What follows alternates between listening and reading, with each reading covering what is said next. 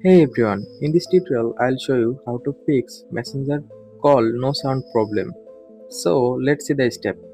First of all, swipe down notification bar and check if any Bluetooth device connected. Just disconnect device. Now go back to home screen and tap and hold messenger app. Now click on I button or app info. Now scroll down and click on storage.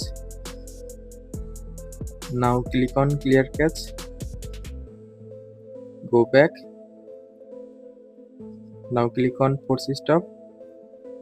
Now click on OK. Now go back to home screen. Open Play Store. Click on search bar and search for Messenger.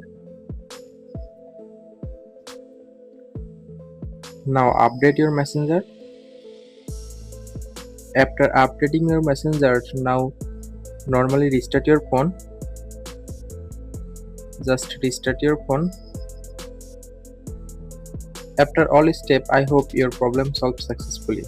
So thanks for watching. Don't forget to like, comment and subscribe.